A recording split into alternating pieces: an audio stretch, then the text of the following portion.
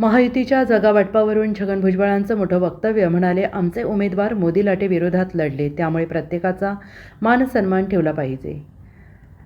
अद्याप जागावाटपावर निर्णय झालेला नाही. 2019 साली भाजप आणि शिवसेना एकत्र निवडणूक लढले होते. त्यावेळी मोदी लाट होती. आमचे उमेदवार प्रवाहाच्या विरोधात लढलेले आहेत, त्यामुळे प्रत्येकाचा मान सन्मान ठेवला पाहिजे, असे वक्तव्य मंत्री छगन भुजबळ यांनी केले आहे.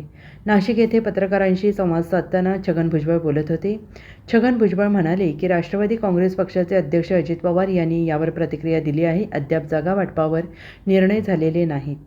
शिंदे गट आणि आमचे तेवढेच आमदार आहेत. 2019 साली भाजप आणि शिवसेना एकत्र निवडणूक लढले होते. त्यावेळी मोदी लाट होती. त्या लाटेत निवडून आलेत.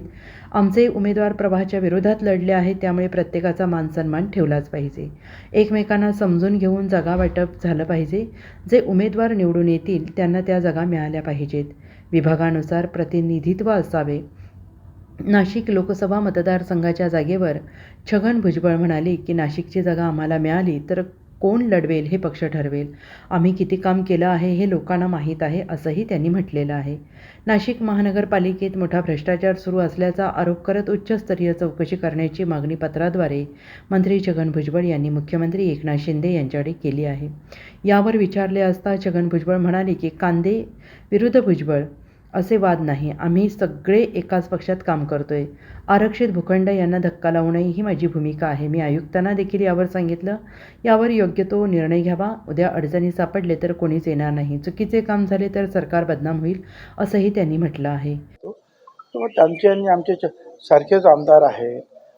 त्यांचे आमदार खासदार जे आहेत हे BJP आणि मोदी लाट, मोदी साहेबांची जी लोकप्रियता, त्यांची सुद्धा मतं घेऊन ते निवडून आलेले आहेत. आमचे लोक जे आलेले आहेत ते त्या प्रवाहाच्या विरुद्ध जाऊन निवडून आलेले लोक आहे. हा एक फॅक्टर जो आहे हा लक्षात घ्यायला पाहिजे.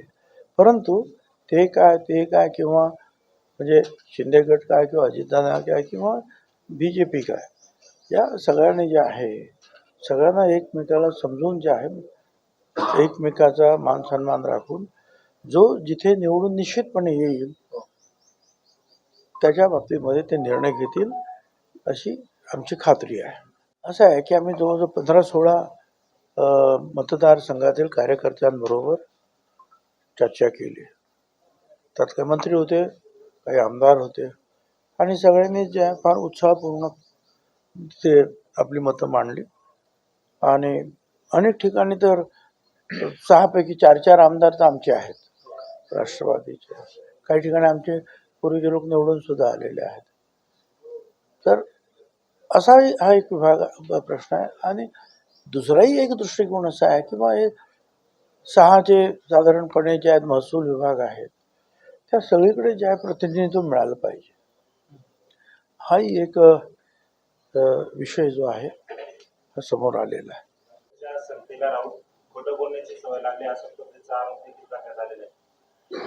मी त्याच्याबद्दल मी ते काय ऐकलं नाही, ते काय म्हणाले ते.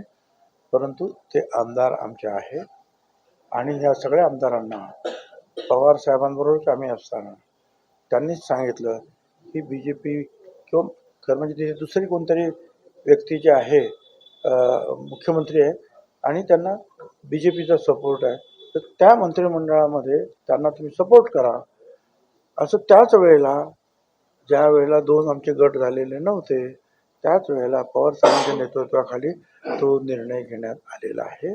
आणि त्याप्रमाणे मग त्यांनी त्या सरकारला पाठिंबा दिलेला आहे.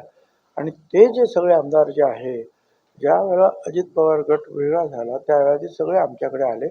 त्याचा कार्यक्रम सुद्धा आपण पाहिला, त्यांचं स्वागत सुद्धा आपण केलं. तो कार्यक्रम सगळ्यांनी पाहिलेला आहे, लक्षात घ्या तो. त्याच्यामुळे आता मला माहीत नाही कोण काय बोललं असेल, तर माझ्या माहितीप्रमाणे ज्ञानाप्रमाणे असं आहे. Bureau report, SBN Marathi, Nashik.